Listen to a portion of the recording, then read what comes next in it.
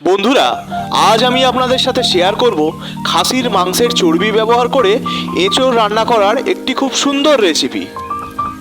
আপনারা এই ভিডিওটি দেখে খুব সহজেই শিখতে পারবেন এই রান্না করার সম্পূর্ণ পদ্ধতিটি। প্রথমে একটি এঁচোড়কে টুকরো টুকরো করে কেটে তাকে ভালোভাবে সেদ্ধ করে নিতে হবে।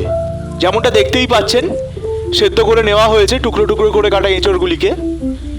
এরপর একটি পাত্রে নিয়ে নেওয়া হয়েছে কুচি কুচি করে কাটা পেঁয়াজ, টুকরো টুকরো করে কাটা টমেটো, টুকরো টুকরো করে কাটা আলু এবং কুচি কুচি করে কাটা লঙ্কা।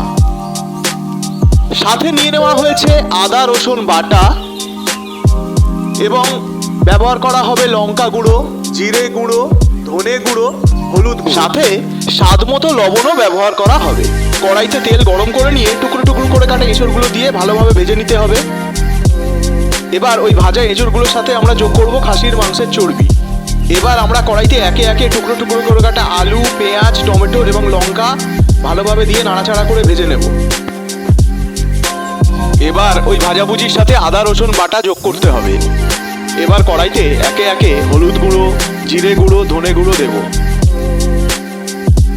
মশলাগুলি ভাজাভুজির সাথে দিয়ে খুব ভালোভাবে নাড়াচাড়া করে নেব বেশ কিছুক্ষণ। এবার কড়াইতে দেব ভেজে রাখা এঁচোড় আর চর্বি, সাথে যোগ করব পরিমাণ মতো জল।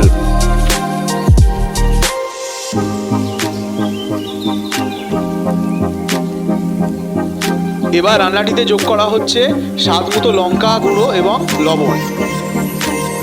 এইভাবে সব মশলাপাতি একসাথে মিশিয়ে কড়াইতে সমস্ত উপকরণগুলো ভালোভাবে বেশ কিছুক্ষণ ধরে নাড়াচাড়া করে নিতে হবে। আবারও বেশ কিছু পরিমাণ জল রান্নাটিতে যোগ করা হলো, যেহেতু কিছুটা পরিমাণ গ্রেভি থাকবে তাই। এবার একটি পাত্র দিয়ে কড়াইতে বেশ কিছুক্ষণের জন্য ঢেকে দিতে হবে, যাতে সবজিগুলো খুব ভালোভাবে সেদ্ধ হয়। ফিরে এলাম পাত্রটি তোলার পর। দেখতেই পাচ্ছেন আমাদের রান্নাটি প্রায় হয়ে এসছে। সবজিগুলো খুব ভালোভাবে সেদ্ধ হয়েছে। এবার আমরা রান্নাটিতে পরিমাণ মতো গরম মশলা যোগ করে বেশ কিছুক্ষণ নাড়াচাড়া করে নামিয়ে নেব।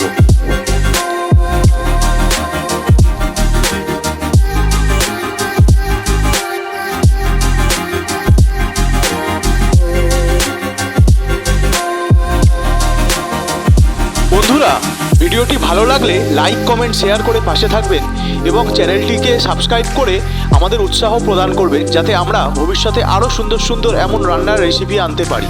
ধন্যবাদ।